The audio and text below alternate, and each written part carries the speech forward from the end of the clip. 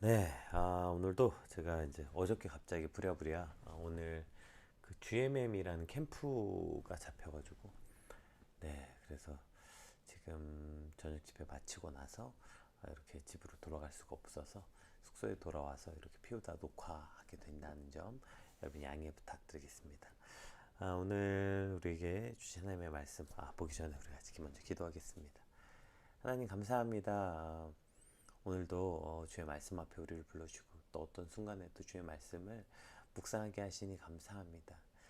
오늘 인류의 가장 비극의 시작이 되었던 이 선악과를 먹음으로 하나님과의 관계가 파괴되는 주님, 오늘 이 비참하고 안타까운 상황을 함께 묵상함으로 오늘 우리 삶에 이와 같은 일이 반복되지 않기에 간절히 갈망하는 마음으로 함께 말씀을 묵상하고 그 말씀 앞에 서는 시간이 되게 하여 주시옵소서.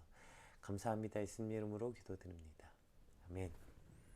오늘 저희가 함께 살펴볼 말씀은 창세기 3장 1절에서 3절까지 말씀입니다.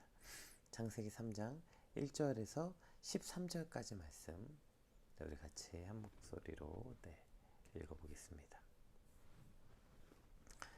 그런데 뱀은 여호와 하나님이 지으신 들 짐승 중에 가장 간교하니라. 뱀이 여자에게 물어 이르되 하나님이 참으로 너희에게 동산 모든 나무의 열매를 먹지 말라 하시더냐. 여자가 뱀에게 말하되 동산 나무의 열매를 우리가 먹을 수 있으나 동산 중앙에 있는 나무의 열매는 하나님의 말씀에 너희는 먹지도 말고 만지지도 말라 너희가 죽을까 하노라 하셨느니라. 뱀이 여자에게 이르되 너희가 결코 죽지 아니하리라. 너희가 그것을 먹는 날에는 너희 눈이 밝아져 하나님과 같이 되어 선악을 알 줄 하나님이 아심이라. 여자가 그 나무를 본즉 먹음직도 하고 보암직도 하고 지혜롭게 할 만큼 탐스럽기도 한 나무인지라. 여자가 그 열매를 따먹고 자기와 함께 있는 남편에게도 주매 그도 먹은지라. 이에 그들의 눈이 밝아져 자신들이 벗은 줄 알고 무화과 나무 잎을 엮어 치마로 삼았더라. 그들이 그날 바람이 불 때에 동산을 거니시는 여호와 하나님의 소리를 듣고 아담과 그의 아내가 여호와 하나님의 낯을 피하여 동산 나무 사이에 숨은지라. 여호와 하나님이 아담을 부르시며 그에게 이르시되 내가 어디 있느냐. 내가 이르되 동산에서 하나님의 소리를 듣고 내가 벗었으므로 두려워하여 숨었나이다. 이르시되 누가 너의 벗음을 내게 알렸느냐. 내가 내게 먹지 말라 명한 그 나무 열매를 내가 먹었느냐. 아담이 이르되 하나님이 주셔서 나와 함께 있게 하신 여자 그가 그 나무 열매를 내게 주었으므로 내가 먹었나이다. 여호와 하나님이 여자에게 이르시되 내가 어찌하여 이렇게 하였느냐. 여자가 이르되 뱀이 나를 꿰물어 내가 먹었나이다. 아멘. 네, 이제 오늘 말씀은 우리가 그동안 살펴보았던 창세기 1장과 2장은 하나님의 창조의 섭리와 또 창조 직후에 에덴 동산에서 그 인간과 하나님이 무한한 행복과 기쁨을 허락했던, 또 허락해 주셨던 또 그러한 장면들이 기록되어 있고요. 이제 오늘 3장부터는 인류의 가장 큰 비극이며 고통인 인간의 타락, 그로 인해 하나님의 언약이 파기되는 가장 비참하고 비극적인 사건을 오늘 3장에 기록하고 있습니다. 근데 오늘 이제 이 3장에 관해서 또 여러 가지 논쟁이 많이 있어요. 특히 이 타락에 관한 이 구절로 인해서 수많은 이단이 발생되기도 했죠. 그리고 또 이제 신학적 또 철학적 논쟁으로 하나님이 사단을 창조하셨느냐, 즉 창조주가 악을 창조했는가 라는 이 논쟁도 거의 아주 긴 시간 이어지고 있는 논쟁입니다. 근데 우리가 성경을 볼 때 반드시 기억해야 되는 한 가지는 성경이 말하고자 하는 데까지만 보는 것, 이것이 우리가 성경을 앞으로 읽어 나갈 때도 아주 중요한 주제입니다. 그러니까 성경에서 조명하고 있는 것을 벗어나서 성경이 말하지 않고 있는 부분에 집중하게 된다면 우리는 저렇게 왜곡된 말씀을 보거나 이단에 빠질 확률이 높죠. 그래서 그냥 성경이 말하고자 하는 데까지 보는 것, 즉 성경이 조명하고자 하는 것을 우리도 함께 조명해서 보는 것이 아주 중요합니다. 칼빈에 따르면 이것이 도움이 될지는 모르겠지만 이라는 말을 덧붙였지만 아이를 키울 때 한동안 우유를 먹여서 키우는 것처럼 독자들에게 이런 적합한 기초적인 것만 가르치기 위해서 모세가 이렇게 기록했다. 하나님이 뱀을 창조하셨고 사단은 그 뱀을 지금 도구로 사용하고 있는 것이지 하나님은 악을 창조했거나 사단을 창조했다는 말은 너무 확대된 해석, 즉 성경이 조명하고 있지 않은 부분입니다. 하나님께서 천지를 창조하시고 아주 좋았다 말씀하셨던 건 완벽한 상태였다는 것입니다. 따라서 사단은 하나님을 떠난 결과로 생겨난 존재로서 이해되는 거지 악을 창조하셨다 이렇게 이해할 수는 없는 것이죠. 그런데 사단이 그러면 어떤 계기로 하나님을 떠나 하나님과 끊어진 관계 속에 있게 되었는지 성경에 말하고 있지 않기 때문에 우리도 사실 거기에 집중하기보다는 오늘 성경에 어떠한 부분을 조명하고 있는지 그 성경이 조명하고 있는 부분을 함께 조명해서 살펴보기를 원합니다. 우리 1절에서 3절 말씀 한번 같이 살펴보겠습니다.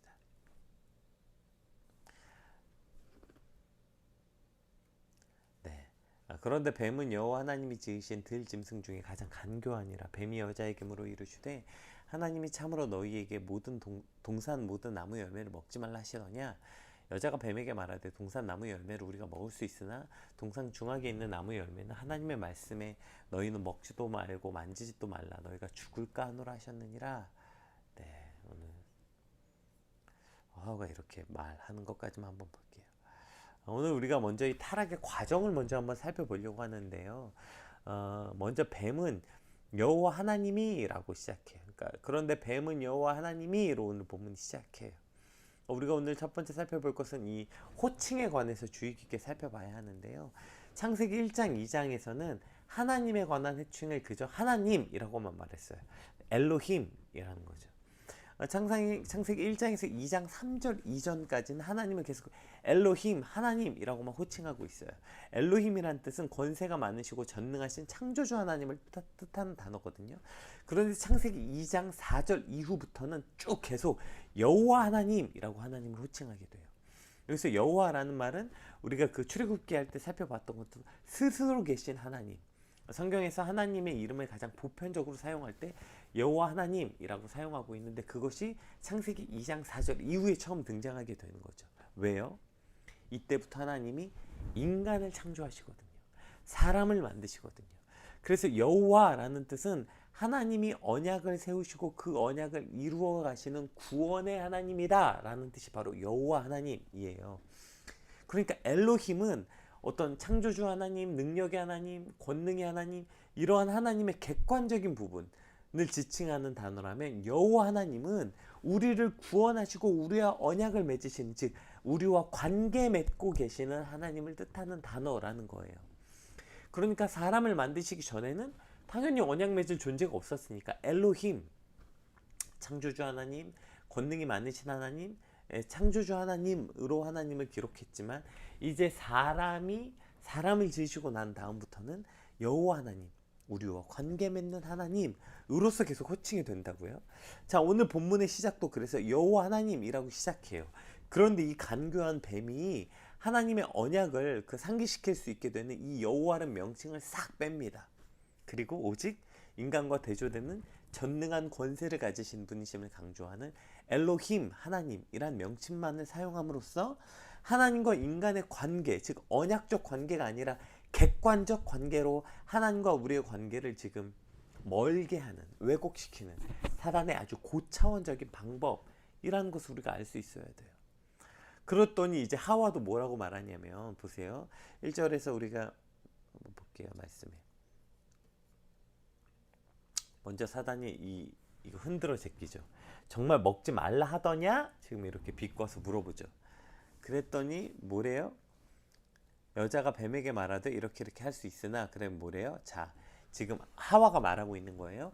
동산 중앙에 있는 나무 열매는 하나님의 말씀에 이렇게 이제 하와도 하나님을 여호와 하나님이라고 안 부르고 그냥 하나님 말씀에 이렇게 부르고 있다는 거예요. 그러니까 지금 사단이 지금 하나님의 호칭을 지금 여호와라는 말을 이렇게 싹 이제 빼게 됐죠. 그런데 이것을 하와가 그대로 받아서 본인도 하나님을 더 이상 여호와 하나님이라고 부르지 않고 그냥 하나님 이렇게 말하고 있다는 거죠. 이것이 아주 중요합니다. 아니 호칭 하나 바뀐 게 뭐 그렇게 대단하다고 이렇게까지 하나 싶으세요? 이처럼 사단은 때로 그 자체로서는 분명한 사실일지라도 필요한 정보를 의도적으로 숨김으로 인간으로 하여금 잘못된 판단을 내리게 하는 이 사단의 아주 고차원적인 계책이 들어있는 거예요. 그래서 악마는 디테일에 숨어있다 이런 말이 있는 거예요. 여호와 하나님을 하나님으로 그 작은 것 하나를 빼고 흔들면서부터 지금 선악과를 먹게 하는 그 비참하고 인간이 타락하게 되는 그 시작이 바로 이 작은 것에서 시작했다고요. 여호와 하나님을 여호와를 빼고 그저 엘로힘이라고 부르게 하는 것에서부터 시작됐어요. 사단은 오늘도 우리 삶에서 이렇게 접근해서 우리를 무너뜨리는 거예요. 누가 봐도 와 이건 아니지, 이건 너무 막 나가는 거지, 이건 죄 짓는 일이지, 이렇게 큰 것을 우리에게 유혹해서 흔들게 하는 게 아니라 아주 작은 것, 이 정도는 괜찮지 싶은 그 작은 것부터 무너뜨리는 거죠. 사탄이 일단 이 작은 호칭을 흔들어 대니까 그 다음에 어떻게 돼요? 보세요. 하나님께서 창세기 2장 17절에 뭐라고 말하냐면 선악을 알게 하는 나무의 열매는 먹지 말라. 내가 먹는 날에 반드시 죽으리라. 이렇게 말씀하셨거든요. 그런데 이 반드시 죽으리란 말을 오늘 하와가 뭐라고 받아요? 하와가 먼저 사단의 영향을 받아서 입술이 바뀝니다. 하와의 하나님을 향한 호칭이 바뀌어요. 그리고 나서 뭐가 바뀌어요? 죽을까 하노라 이렇게 말해요. 지금 느껴지죠? 이 의도와 왜곡이. 사단이 지금 의도적으로 엘로힘 하나님을 부르기 시작하자 하와도 그렇게 하나님과의 관계를 그저 엘로힘으로만 불러요. 여호와 하나님이 아니라. 그리고 그 명령의 끄트머리에 균열이 시작되는 거죠. 그 하나님의 말씀과 명령의 끄트머리부터 이 균열이 시작돼요. 반드시 죽으리라 이것을 죽을까 하노라 이렇게 변질되기 시작해요. 처음엔 호칭 하나가 변질되더니 이제 하나님의 말씀 자체가 왜곡되는 거예요. 이것 때문에 오늘도 우리는 수많은 죄 가운데 빠져 허우적거리는 거죠. 죄의 삭은 사망이요 반드시 죽으리라 하신 말씀을 죽을까 하노라 이렇게 왜곡해서 결국 우리는 인간의 가장 비참한 비극을 맞게 했다는 거예요. 끄트머리에 아주 미약하고 안 보이는 것, 그 연약한 데서부터 우리를 흔들고 무너뜨려서 나중에 뿌리채 흔들리게 하는 것, 이것이 사단의 계략이라고요. 그리고 오늘 그 사단의 계략은 오늘 우리에게도 있는 거죠. 오늘도 우리의 모든 삶에 그 작은 것 하나를 흔들어서 에이 그 정도는 괜찮지 라고 그 작은 것 하나가 무너지고 흔들리게 되는 순간 우리의 신앙이 뿌리채 흔들리게 되는 죄악 가운데 빠지게 된다는 것입니다. 아 뭐 이것만 하면 되지, 에이 그거 안 하면 되지, 에이 뭐 그냥 술자리 가서 그냥 앉아만 있다 오면 되지, 이러한 시작으로 가서 뿌리째 흔들리게 되고 술을 먹게 되고 술을 먹는 것이 문제가 아니라 술을 먹음으로부터 그 발생이 되는 하나님과 멀어지게 하는 그 관계의 문제까지 가게 한다는 것입니다. 즉 끄트머리를 흔들어 그렇게 완전히 무너뜨리게 되는 거예요. 여러분 모든 사고는 반드시 전조 증상이 있어요. 바로 그 일이 일어나지 않는다고요. 근데 우리가 그 전조 증상을 깨닫지 못하는 거예요. 작은 것이 무너져서 이미 그 건물이 무너질 것 같은 전조 증상이 지금 계속 일어나고 있는데 하와는 느끼지 못하고 있는 것이죠. 오늘 말씀을 통해서 저와 여러분의 삶에 작고 끄트머리에서 흔들고 있는 그 사단의 계략이 무엇인지 발견하고 작은 것이라고 무시하거나 작은 것이라고 타협하는 것이 아니라 그 작은 것을 지켜야만 우리의 믿음의 뿌리가 흔들리지 않는다는 이 놀라운 진리를 발견하게 되는 저와 여러분이 되시길 주님으로 축복합니다. 또 우리는 이 호칭에서 아주 큰 교훈을 한 가지 얻을 수 있는데, 하나님은 엘로힘, 하나님 맞아요. 하나님의 호칭 중에 엘로힘도 반드시 하나님 맞습니다. 그분은 창조주 하나님이시고 능력의 하나님이십니다. 그런데 그것만으로는 우리 삶에 아무 상관이 없는 거예요. 우리가 세종대왕이 대단한 분이시고 뭐 이순신 장군이 대단한 능력이 있는 거 모르는 사람이 어디 있어요? 다 알죠. 다 믿죠. 근데 다만 그게 오늘 나랑 무슨 상관이 있냐고요. 그 예전에 한글을 창제한 세종대왕이, 그리고 지금 또다시 영화의 화제가 되고 있는 이 이순신 장군이 나랑 무슨 상관이 있냐고요. 결국 믿음은 그 하나님이 살아계셔서 나와 함께 언약을 맺으시고 내 하나님이 되시고 오늘 내 삶에 관계 맺는 나의 하나님, 나의 아버지, 즉 여호와 하나님이실 때 우리의 믿음과 신앙은 살아있게 되는 것입니다. 그런데 그저 엘로힘의 하나님만 가지고는 하나님 전지전능하시지, 하나님 창조주 하나님이신 거 알지, 근데 그게 우리 삶에 아무런 영향력이 없게 되는 거예요. 하나님의 속성, 하나님의 행하심은 다 알아요. 알면 뭐예요? 그것은 사단도 안다 그랬어요. 그 하나님은. 그러나 그 하나님이 오늘 내 삶에 관계 맺는 하나님, 오늘 나의 하나님으로 그 하나님을 느끼고 보고 만지고 듣고 하는, 그렇게 관계 맺는 하나님이 되실 때 우리의 믿음은 살아있는 믿음이 되게 된다는 것입니다. 그리고 이것을 하지 못하도록 사단은 객관적인 하나님, 그저 엘로힘 하나님으로 우리의 믿음을 왜곡시켜요. 이 작은 끄트머리부터 무너지는 것, 여기서부터 무너지고 있다는 것을 반드시 기억해야 됩니다. 오늘 우리 하나님이 엘로힘의 하나님일 뿐 아니라 나와 언약을 맺으시는 내 아버지, 내 하나님, 우리의 하나님이 된다는 것. 하나님은 우리의 하나님이 되시고 우리는 하나님의 그 자녀가 된다는 것. 이것을 우리 삶에서 날마다 묵상함으로 하나님과 그렇게 관계 맺고 연결되어 있는 저 여러분이 되시길, 그래서 살아있는 믿음을 갖고 있는 우리의 삶이 되길 소망합니다. 자, 우리 4절 5절. 자, 그 말을 들은 사단이 이렇게 말해요. 여자가 죽을까 하노라 하는 순간 아마 사단이 무릎을 탁 치면서 결국 미끼를 물어버렸어 말했을 거예요. 볼게요. 뱀이 여자에게 이르되 너희가 결코 죽지 아니하리라. 너희가 그것을 먹는 날에는 너희 눈이 밝아져 하나님과 같이 되어 선악을 알 줄 하나님의 하심이니라. 이렇게 말하고 있죠. 네. 하나님이 죽을까 하노라 하게 되는 순간 걸려들었어. 사단이 한 거죠. 그리고 바로 뭐라 그래요? 죽을까 하노라 한 것을 바로 사단이 결코 죽지 아니하리라 이렇게 선언해 버립니다. 이게 뭐예요? 지금 무슨 자기가 하나님이라도 되는 것처럼 말하고 있잖아요. 하나님은 반드시 죽으리라 선언한 걸 사단이 마치 받아서 자기가 그런 죽고 사는 곳에 권세라도 있는 사람, 권세라도 있는 존재인 것처럼 결코 죽지 아니하리라 이렇게 말하고 있어요. 지금 자기가 하나님인 것처럼 하나님의 권세를 가진 것처럼 말하고 있죠. 그렇게 위장하고 있는 거예요. 이게 오늘 사단이 하고 있는 일이라고요. 오늘 거기에 다 속아 넘어가서 지금도 우리도 그렇게 살고 있는 거 아니에요. 사단이 뱀의 입을 사용해서 말한 것처럼 사단이 오늘도 우리의 직장 상사, 사장님, 교수님, 뭐 인생의 선배 등등의 입을 빌어서 조금이라도 권위 있고 성공한 사람들의 입을 빌어서 말하고 있는 거죠. 아니, 결코 죽지 않아. 그게 그 사람의 말입니까? 그것이 하나님의 말이라도 되는 것입니까? 성경 구절을 한 구절도 못 외우면서 무슨 우리 인생의 멘토라는 사람, 그 사람 말 한마디는 그렇게 가슴 깊게 새기고 살아가는 그러한 어리석음에 빠져서 우리가 살고 있는 거 아니에요? 마치 사단은 지금 자신이 하나님이라도 되느냐, 결코 죽지 않아 라고 말하고 있어요. 그러나 그것을 주관하시는 분은 오직 하나님입니다. 생명의 주권자는 오직 하나님이에요. 그런데 누구한테 들어요? 하나님께 들어야죠. 하나님이 반드시 죽으리라 그러면 죽는 거예요. 그런데 사단은 마치 그것을 자기가 하나님이라도 되는 양, 하나님의 권세라도 위임받은 양 결코 죽지 아니하리라 이렇게 말하고 있는 거죠. 오늘 그것을 꽤나 권위 있고 대단한 사람의 입술을 빌어서 말할 겁니다. 그럼 우리는 그 음성을 듣고 마치 그것이 하나님의 음성이라도 되는 양 착각하고 오늘 하와의 말처럼 흔들리게 되는 거예요. 여러분, 우리가 말씀하고 들어야 되는 분은 오직 하나님이십니다. 근데 누구한테 듣는 거예요? 정작 하나님께 듣지는 않고 그 인생의 선배, 힘 있는 사람, 뭐 그 사람의 말에 그렇게 좌지우지되면서 살아가는 어리석음에 빠져 있는 거 아닙니까? 누구 말 듣고 마치 하나님의 말이라도 들으냐, 그렇게 좌지우지되면서 살아가지 않게 되길 간절히 소망합니다. 그래서 사단이 뭐라고 말해요? 그거 먹으면 너희도 하나님처럼 된대요. 네, 사단이 먼저 보여줬죠. 보세요. 오늘 또 사단이 하는 걸 따라하고 있어요. 호칭도 사단이 엘로힘으로 이야기하니까 여호와 하나님이 아니라 엘로힘 하나님만 얘기했더니 지금 하와가 엘로힘만 말했던 것처럼 지금 사단이 먼저 자기가 하나님이라도 되는 양 결코 죽지 아니하리라.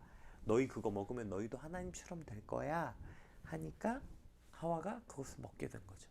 결국에 죄의 본질이 여기 있는 걸 알게 돼요. 하나님처럼 되고 싶은 것. 여러분, 이것이 죄의 본질상의 근본이에요.